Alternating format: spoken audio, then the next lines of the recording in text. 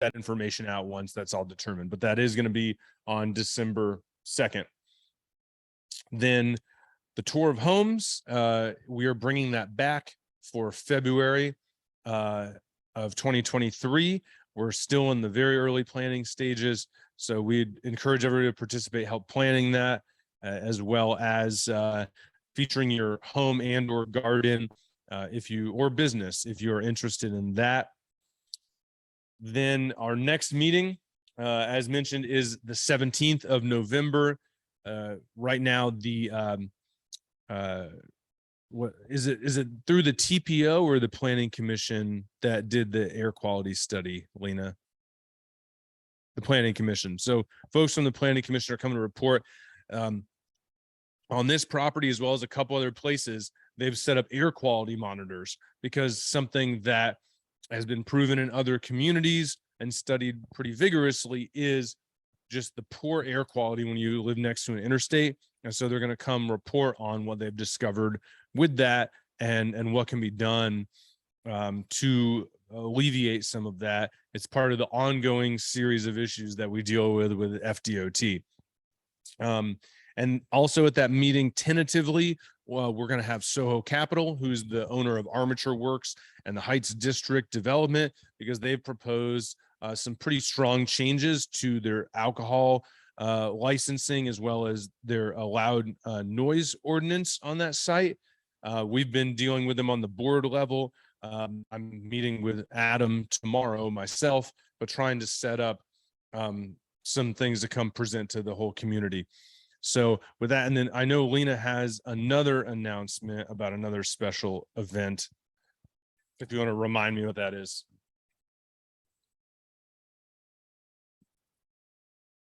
I'll read it off. I just forgot to add it to the list. It is the inaugural Community Catalyst Gala fundraiser, Friday, December 16th, 7 p.m. Here at this location.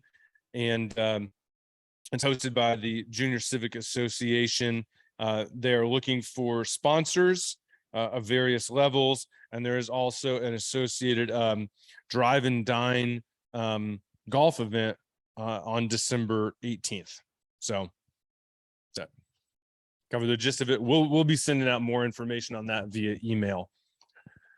So with that, I'm going to invite up Patton Chillura with Loci Capital, who has some updates to present to us about his newest development. Thank you.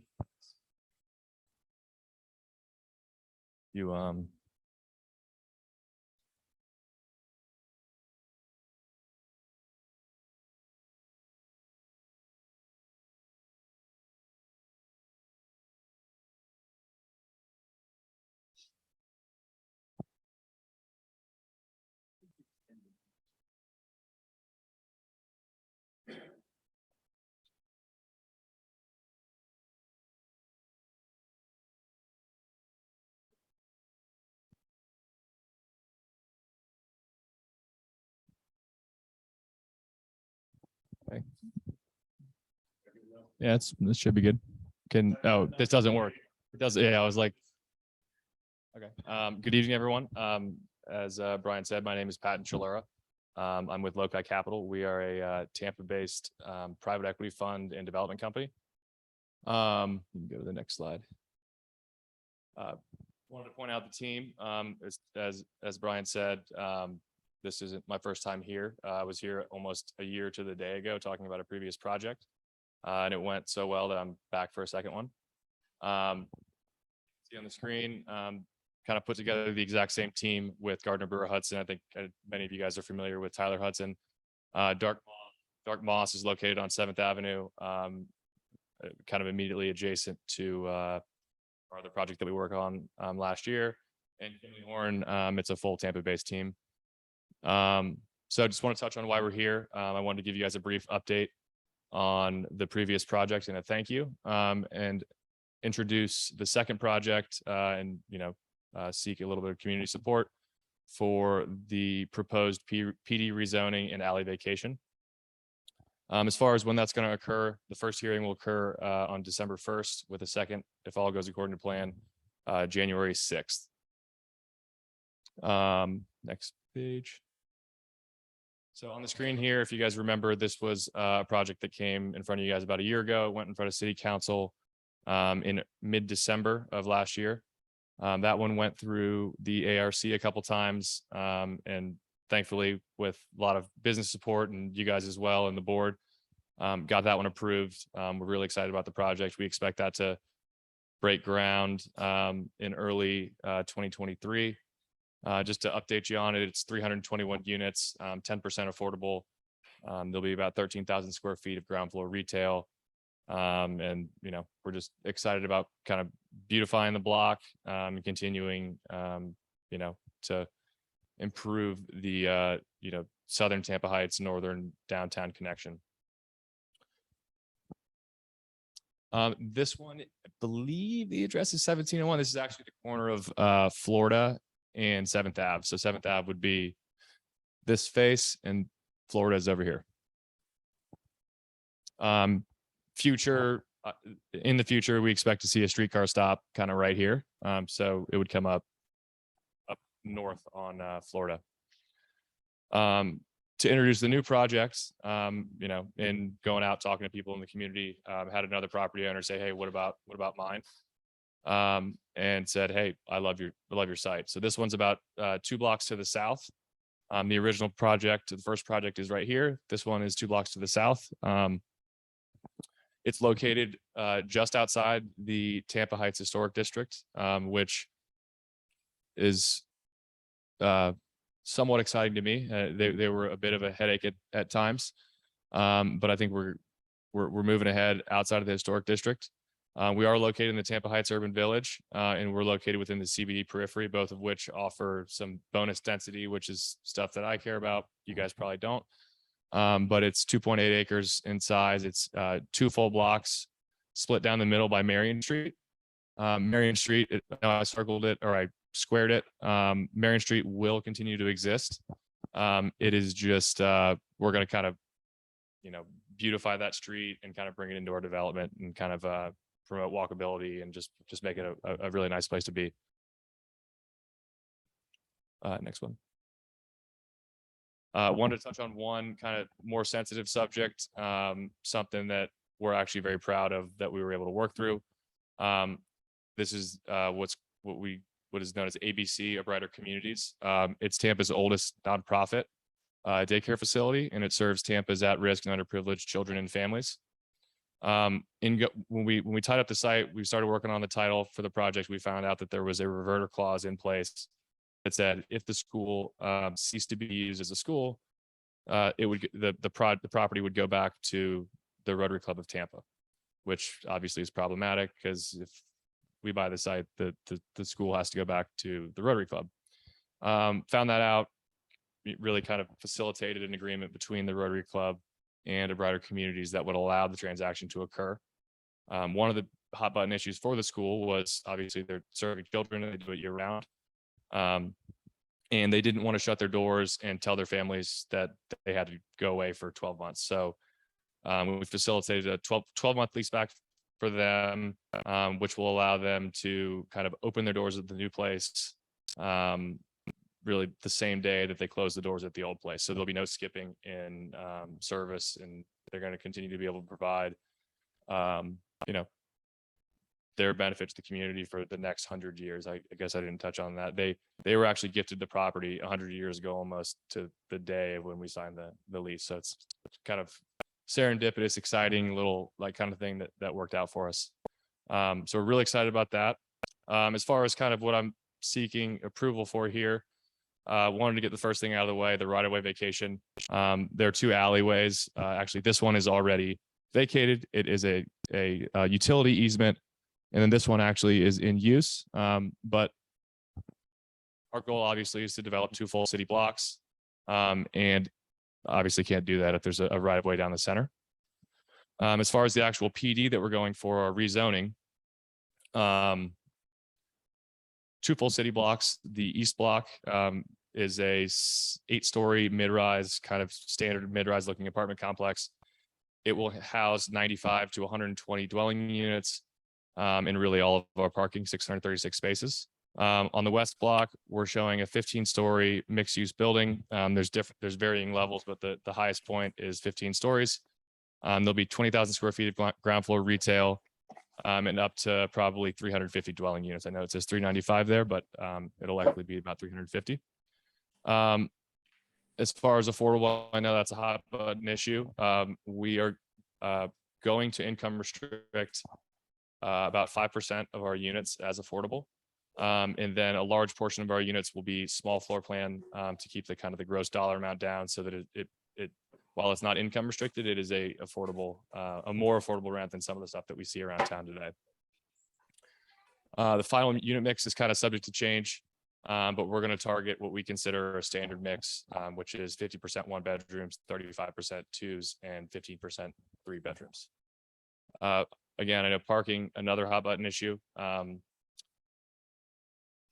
Some people want to see more, some people want to see less. At Loci, my company, we believe that the best way to do it is to provide what city code would be for the commercial spaces.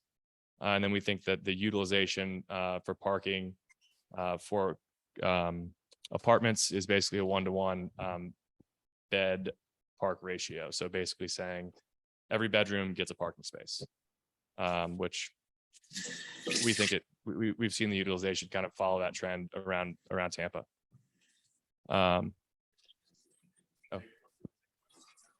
Yeah, sure.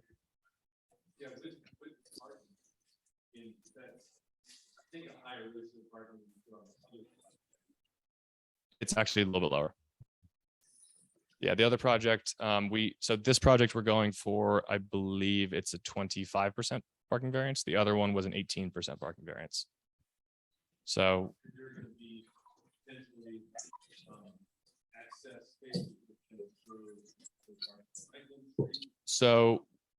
we are going to put in the PD allowable use of public parking. So in the event that our spaces are not used, we will be able to use them as overflow. But for the rezoning, just the way it works, it's, you know, I don't think we felt really comfortable asking for more than a 25% reduction. So in the event that something changes with city council or the Tampa Park, you know, the parking code, we would have the flexibility to reduce our required parks for the multifamily and then park it with other stuff for other uses, for other tenants.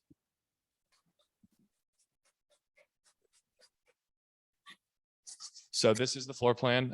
Not super excited to look at. I got some pretty pictures to look at the end, but kind of moving from west to east, just kind of give you an idea of where things are shaking out.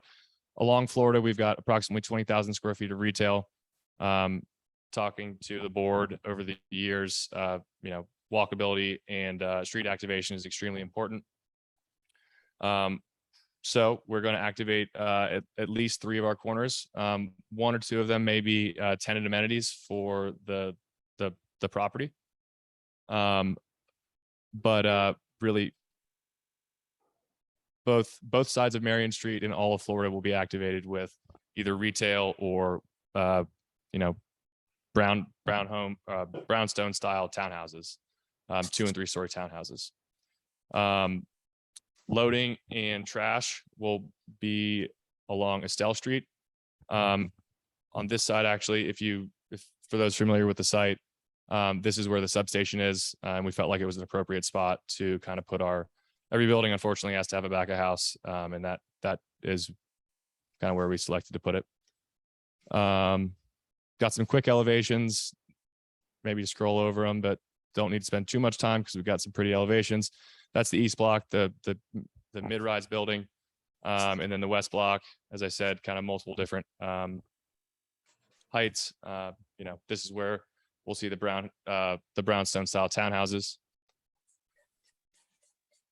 Wanted to touch on a few neighborhood amenities. Like I said, heard loud and clear over the years that walkability and street activation is extremely important. Along Marion Street and Florida Street, we believe it will be, you know, a major right-of-way improvement project. Beautified planners, 20 brownstone style townhouse units and approximately 20,000 square feet of retail. touched on that 4 or 5 times, but you know, we're pretty excited about it. I ran my bag of candy. Next thing I want to touch on was THCA burial.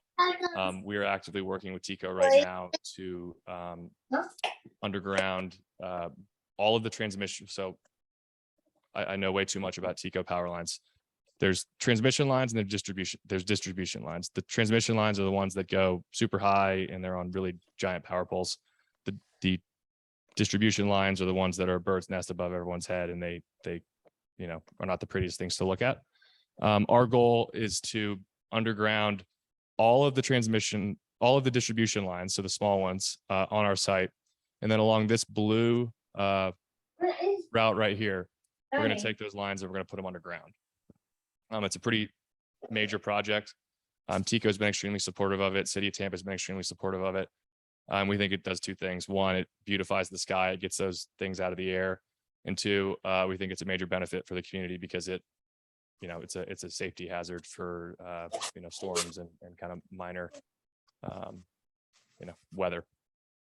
So hopefully we lose power less often.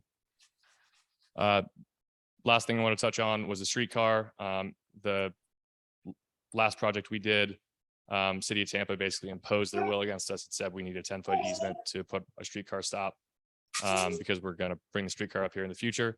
So having heard that, we said, why don't we just give it to them before they ask for it? So we've accommodated the space already, and we've got the spot for them to come in and do what they need to do. So with that, that's kind of yeah.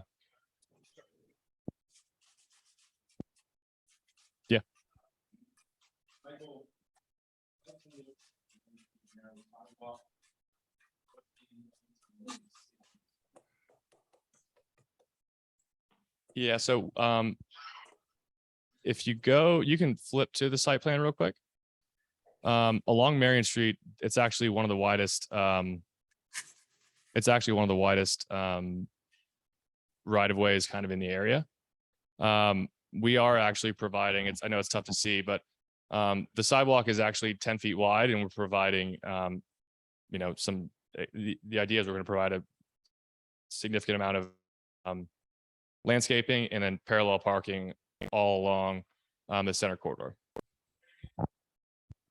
Florida is, so that's where we have the 10-foot easement.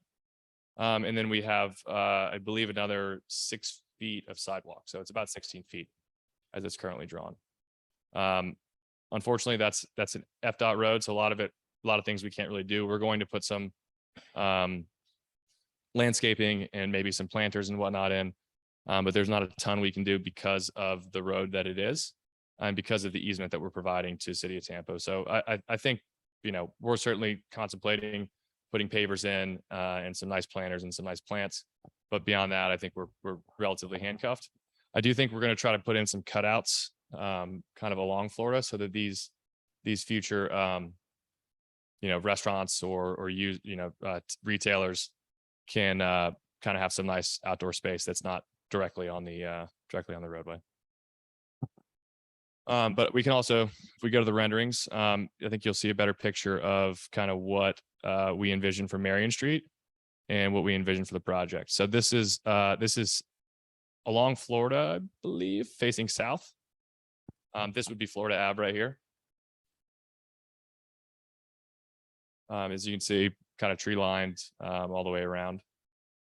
You know, 2-story here, larger tower on the side, and then kind of a more conventional mid-rise across the street.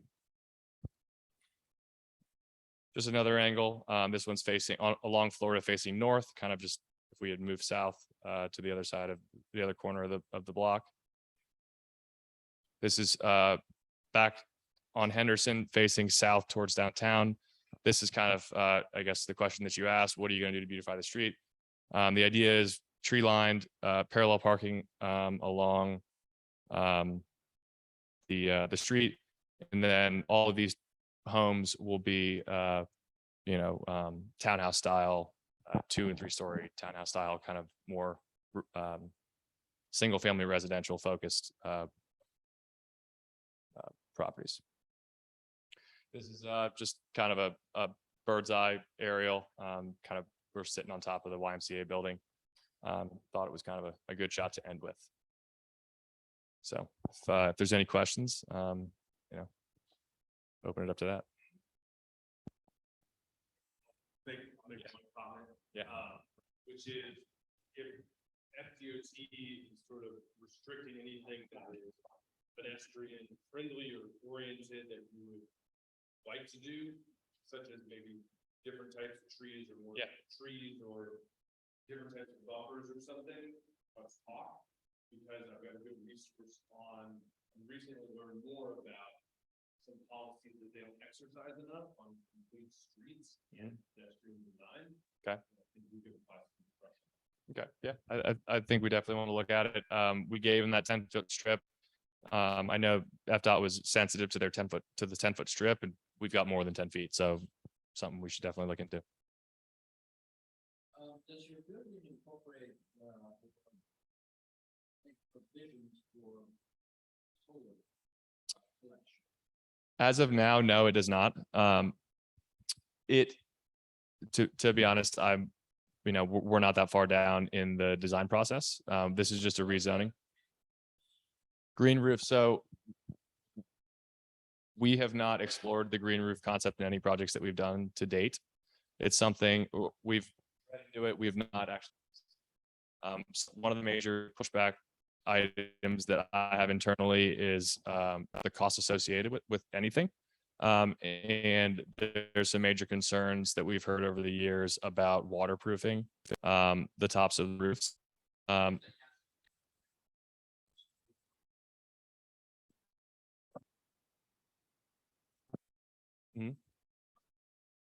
Yep. Yeah, no, so I do know, so actually you kind of see it here.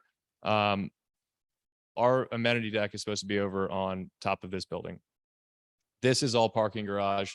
This will need to house most of our air conditioning units. But this amenity deck right here, while it won't be a full-on green roof, there will be planters and plants all over the roof to. Got it.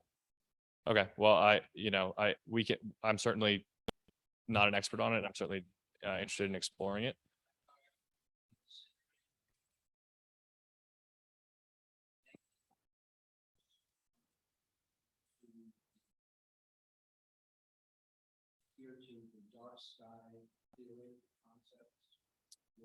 I'm not sure I'm familiar with it.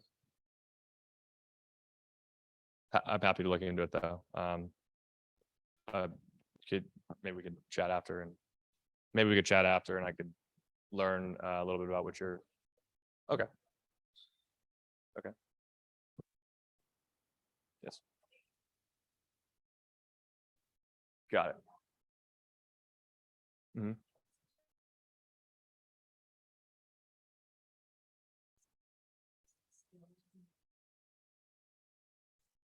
Mm-hmm. Yeah.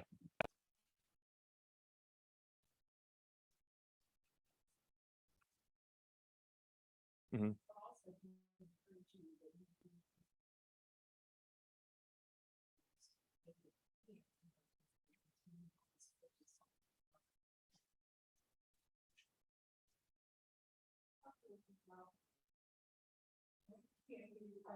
I just suggest whenever they do landscaping, that they point so that they communities consolidation and that's why that non-residents like me people can do and they can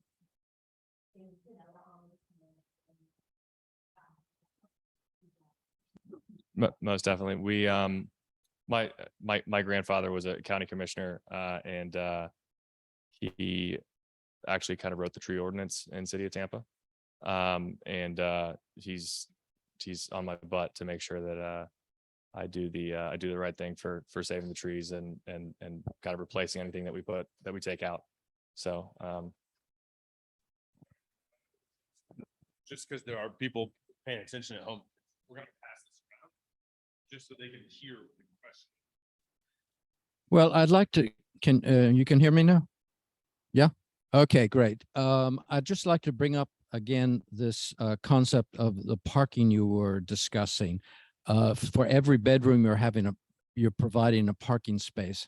I know that reflects the city ordinance at this time, but our entire city zoning needs to be reviewed. That's a polite way of saying thrown out and rewritten. The problem with one parking space per bedroom is simply that one parking space costs about $65,000 to build.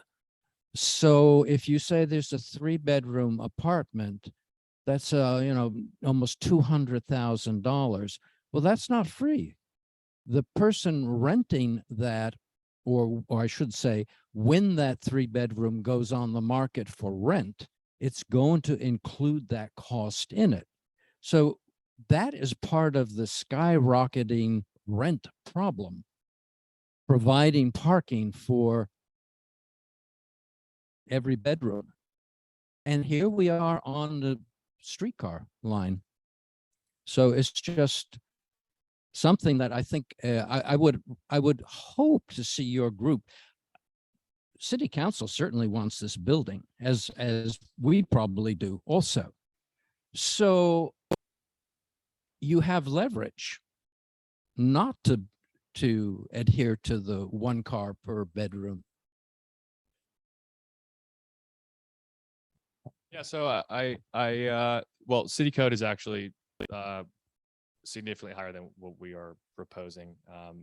We're proposing a 25% reduction, which in the feedback that we've received, that's kind of really pushing it pretty far.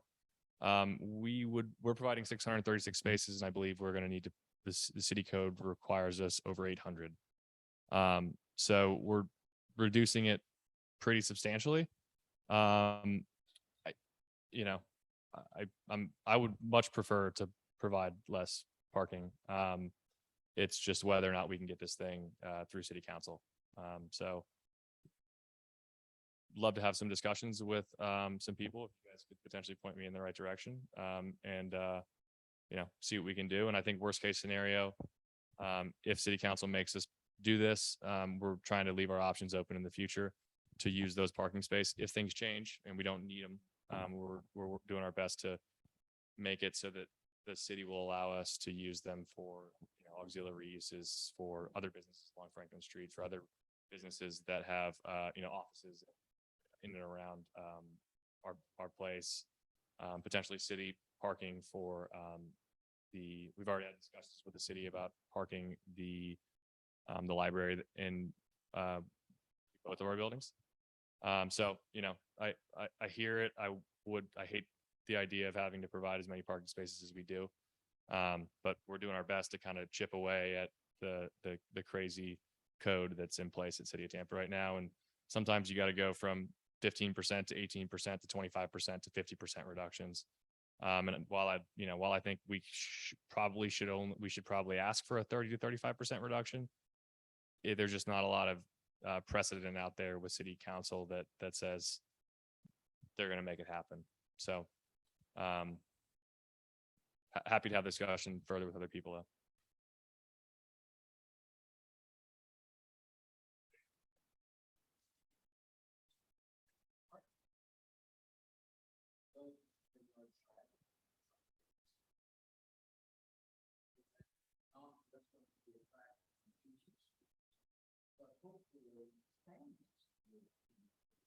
Yeah, no, I think it's something that we've explored. We've certainly thrown out the idea to ABC about potentially relocating. Obviously, it's problematic because by the time they shut their doors, we're 24 months until the building is done, so they couldn't open the doors and close them the same day. So we threw out the idea for that. But as far as a daycare, childcare facility, we've got plenty of space for it, and it's a tenant that a complementary tenant to a building like this, because a lot of the people that do live in these types of units are families, and daycare facilities are much quieter than CrossFit gyms, and oftentimes they work well with with multifamily users. So.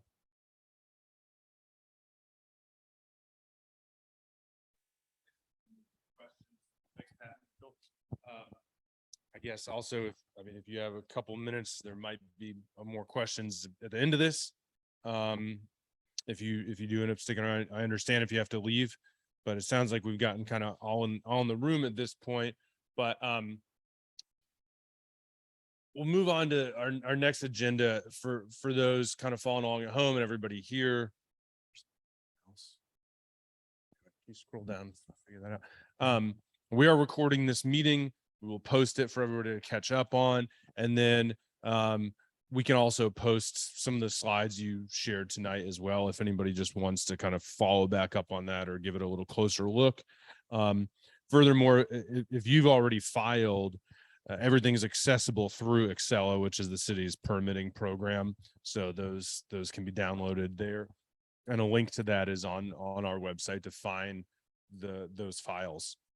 But I think some of the issues we touched on and some of the things you brought up are very pertinent, and they tie in a lot to the kind of next couple agenda topics that I wanted to mention. The first is sort of just an announcement, but we keep talking about it. At our last meeting, we had Alana Brazier from the city of Tampa come and talk about just the absolute funding shortfall in the city. They can only construct 1 mile of sidewalk a year. They're on a 70-year cycle of repaving roads. There's zero money to handle any sort of new public transportation from a city or county standpoint in terms of increasing frequencies or extending lines and expanding service. And part of that problem is that on the ballot right now with, for the election taking place in just over a week, there is a 1% surtax for transportation. This organization has supported it repeatedly over the years in its various forms. And now some may have seen on the news that a judge ruled that is invalid. However, an appeal has been filed, so you can still vote for that. And you should still vote, we believe, in favor of that. But either way, you can still vote, and those votes will be counted. And then depending on how that court case makes its way through the system, it could very well be legitimized instead of being thrown out. So we want to make sure that we remember promoting that, because that additional funding only costs the average family about $150 extra a year, which is significant money, but spread over the course of a year is a small drip in the bucket for the amount of purchases you make. But the benefits that particularly this neighborhood are going to receive are significant. That would fund so many more bike lanes and sidewalks. The extension of the streetcar they've already done the planning stages of it. As soon as that's done, they're ready to get going on the next stage of the engineering and bringing that streetcar up to Palm Avenue and connecting us in with Ybor City and downtown on the streetcar, modernizing the streetcar. Furthermore, FDOT is dedicating 1 lane each of Florida Avenue and Tampa Street, which are the one ways, to bus lanes. That would allow the county funding to run buses, more modern buses, create better bus stops, bus station, and run that frequently up there. So you could get from downtown, passing by Patton's proposed projects on what they call bus rapid transit, but at least a more frequent, cleaner, friendlier bus service. None of that will happen unless we have dedicated funding to operate and maintain that system. And again, it seems hung up, but that's a long way of saying, please do what you can to continue to support that and tell your friends to vote for it. Yes.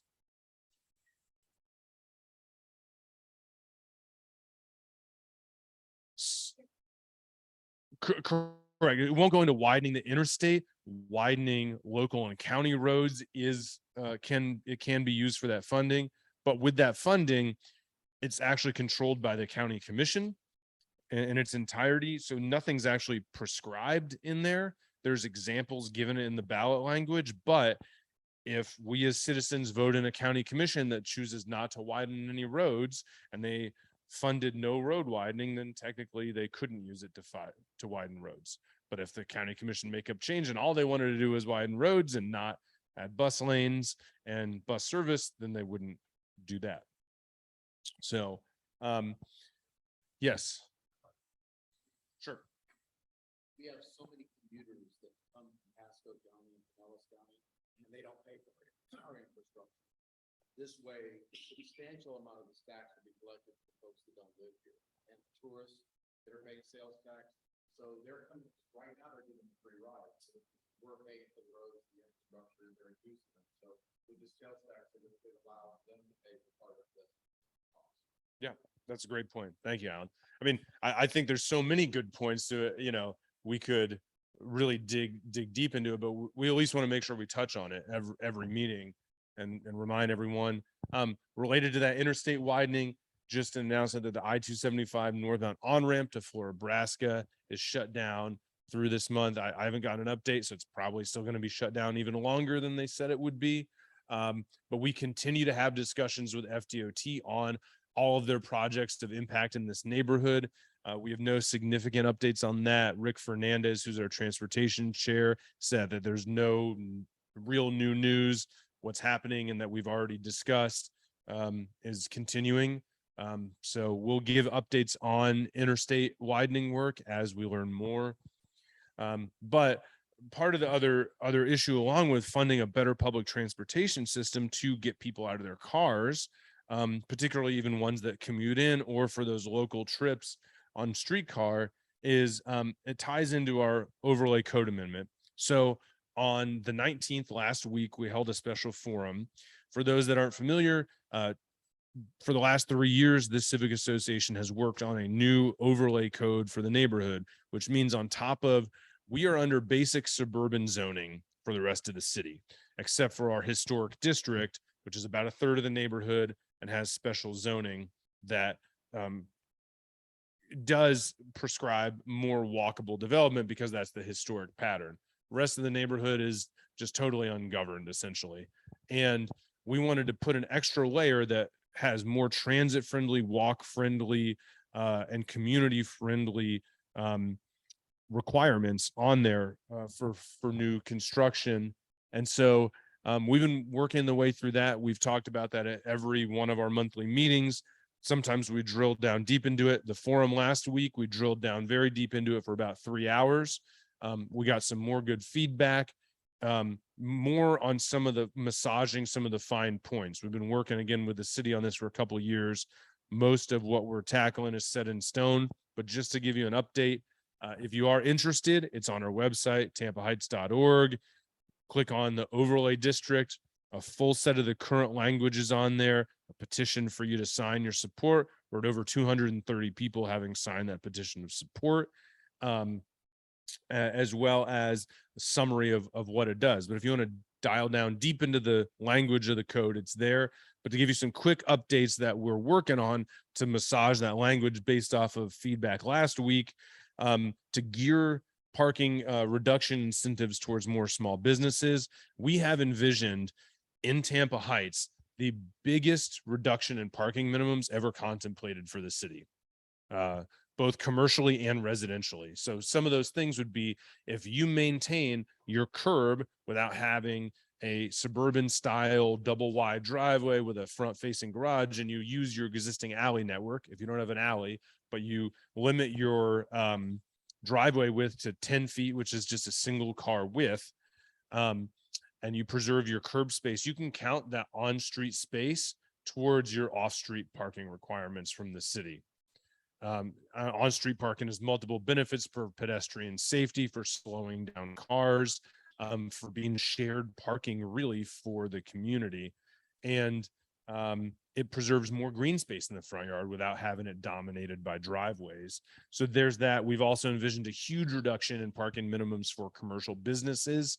We are tweaking that a little bit, but it's going to stay about the same for small business. If you have a small business under 1,500 square feet in Tampa Heights, you have to provide 0 off-street spots.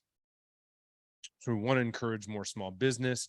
For Franklin Street District in particular, there's going to be huge reductions there, because if you see how many surface lots there are in our historic commercial core there, it's crazy. And so we're really trying to incentivize people getting out of their car, walking, using on-street parking for that, and encouraging more development to have that flexibility to drop their parking minimums and not just, I think we could get into a deeper discussion about what banks might require and lenders might require to do things, because even if a city will allow it, sometimes a lender might not in order to get something built. But if we can at least remove the governmental barrier to it, then we can try to influence the free market to take into account bike parking spaces, walkability, on-street parking, and all that. We're also going to massage some of the ADU, that's accessory dwelling unit language. This is going through simultaneous to the city allowing mother-in-law suites and garage apartments on every property. The city's working on that for the central city area, regardless of if that succeeds across the city or not. We want it to succeed here in Tampa Heights, but we need to tweak a little bit of our language to make sure we're clear on exactly how that's going to work. It was a little broad, I think, before. We're going to clarify some front door rules to allow for some multifamily configurations.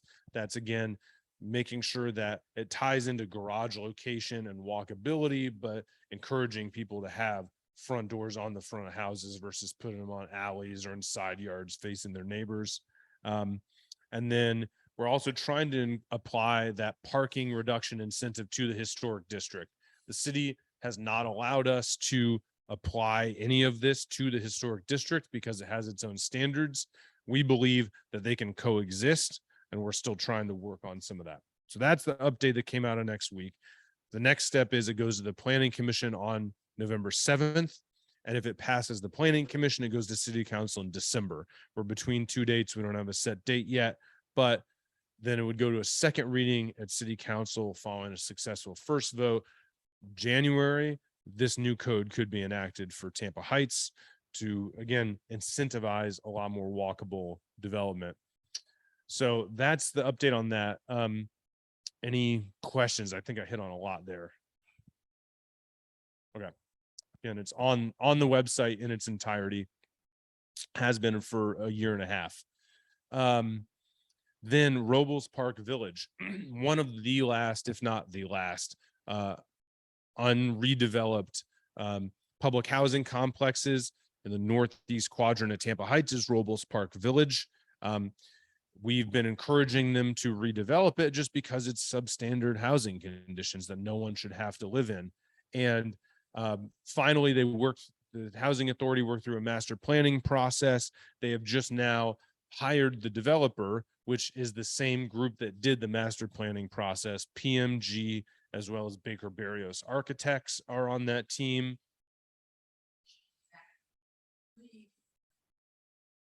PMG is the company name. I don't know what it stands. I'm sure it stands for something. I don't know. Sorry, Faith. But they are coming to meet with our board at our next board meeting. That is Monday, November 14th, here in this building at 6:30. Our board meetings are always open to the public. We keep them posted on our website. Anybody is welcome to attend if they want to hear what they have to say. We sent a full list of concerns we had with the master plan, issues like walkability, too much surface parking, connectivity of the streets that were problems in there, as well as trying to encourage a better mix of affordable and market rate. We're one of those neighborhoods that we welcome affordable housing here in Tampa Heights, and we welcome density here because that helps more people have a more walkable and livable community. But we also want that inclusion and diversity here, and getting that through density and affordability is a good thing. This and when you look at models of affordable housing across the country, when you concentrate just restricted affordable housing in a dense one area, it does not have good outcomes. You have to mix it in with other uses, and this plan still doesn't have it. It concentrates it all in a 2-block area and is really small on the market rate housing and puts it a couple blocks away. It's not a well integrated plan. And so we're really encouraging a better outcome for the neighborhood. And if you know East Lake Avenue, up there off Tampa, That goes under the interstate. It doesn't have an exit there. It passes right through into VM Ybor. It's a great connector between neighborhoods. They've proposed some commercial use on there. We're really encouraging them to turn that into a small Main Street feel to be a real node for that section of the neighborhood, as well as folks coming from VM Ybor to have some legitimate business up there. And the housing authority between West River and Encores kind of struggled with that retail and commercial component. And we want to make sure they get that right here, because they misplace a lot of those spaces and a lot of that goes unfilled. So we really want to have some legitimate community use, commercial use up there. So we'll be getting an update from them there, but don't anticipate that they're going to only hold that to the board. This is sort of a pre-meeting. And then I'm sure early in the new year, hopefully when they've been able to adjust some of their plans to some of our encouragement, they'll come back and give a full community presentation before they get further in the process. But I imagine they're probably only a few months away from seeking a rezoning with the city for it's close to 40 acres that's up there. So this is a big impact project for the neighborhood that can really change the direction of that land and bring a lot of invigoration, or it can maintain kind of the same thing and just be its own enclave that is separated off from the rest of the neighborhood. And we just don't need that again. I don't know what happened. Oh.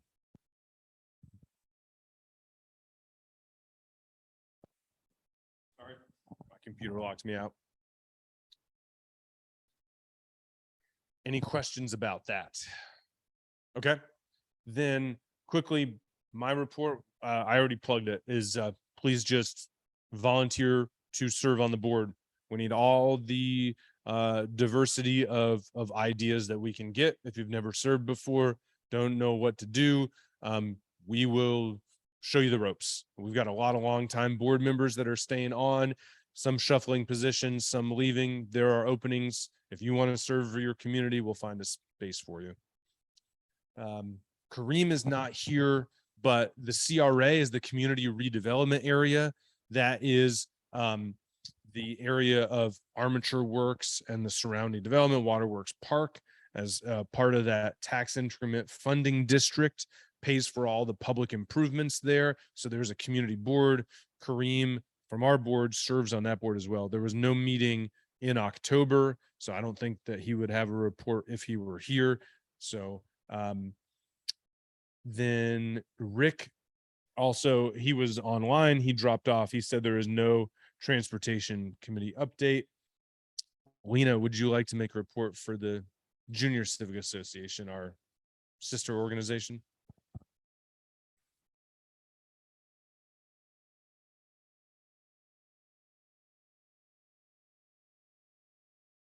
Okay, Brian announced about our upcoming events for November. We're having a fundraiser. We need funds for our children. We have so many programs that really need support financially. We are looking for teachers. We've started our services for the children at Tampa Heights Elementary School. And we haven't gone into Broward yet, and we haven't gone to BC Graham. And we still have not done reconnected with our children at Stewart. We need more funds to be able to hire more teachers to be able to do that. But Tampa Heights is coming here for their after school program. We still have our outreach programs at Tongan Country Elementary, at Armwood High School, and at Spoto High School. And we are really doing a great job with impacting the children in school, after school, and for summer programs. Our early education center is open. Again, we are looking for teachers. We have children who are waiting, but as everyone is having the same problem of hiring people, teachers to work, it's just been very, very difficult. So the early education center is open now, but we need more teachers and we are looking for additional funds. You heard about the garden. We're having our garden to table dinner. Brian announced that. And early next year, we're putting in our new garden for the babies up at the Early Education Center, which is at 3717 North Central Avenue, the new building that we have there. And we're putting in the babies' garden. And we're also putting in a second community garden at that site. I think that's it. Thank you. Planning and zoning notices. I already mentioned about Armature Works. We should have some more on that. That was actually supposed to go to City Council earlier this month. And normally we're kept in the loop about those things, and we were not on that one. It caught us off guard, so we convinced them to seek a continuance until December so that they could work with the community on those changes there to expanding the alcohol service area and having noise later at night. So important things for people that live nearby there that are going to affect them. There's no new business on here, but I'll open it up if anyone else has any announcements or questions. Yes.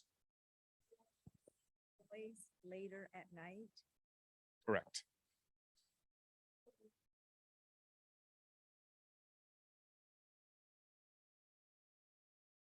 Well, we've got to find out what their final proposal is going to be after we gave them some pushback.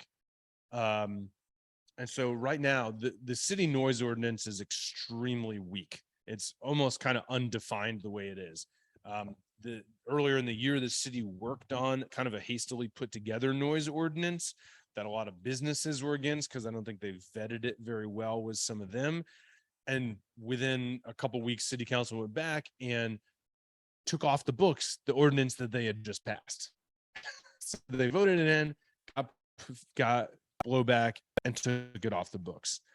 And so the noise ordinance today, which basically says if it disturbs a reasonable person, then that, you can call that complaint in. It's kind of unenforceable though.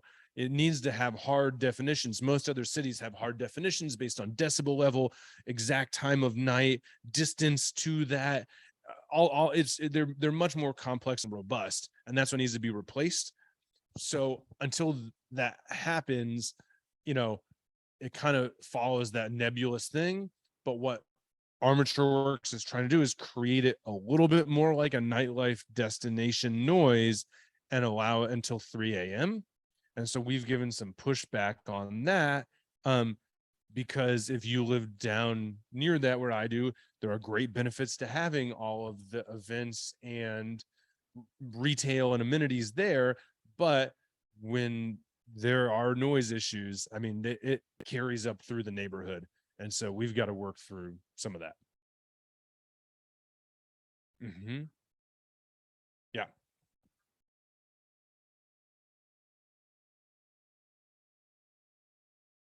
Yeah. So let me throw this out there for those that are here. And if anybody does, it might be tougher if you live on this side of Tampa Heights, but if you do live anywhere, I mean, even Riverside Heights, because you guys are just off of North Boulevard, near where I live, it can carry up there. This weekend is the Halloween Carnival, which really is at night turns into an electronic music festival. And so this weekend's going to be pretty bad. I think it has been in the last year or two when they've done this. It's daytime family friendly carnival rides. That's great. But at night they bring lots of DJs, and again, nothing against that type of music, but it has been pretty loud in the past. And so if you're concerned about it, listen this weekend, and we're going to see how this weekend goes. And that ties directly in. It's very timely to this conversation. Because we're going to see how the weekend goes. All right. With that, I think we'll adjourn our meeting, and thank you everybody for coming tonight. Thanks for those that tuned in online and participated.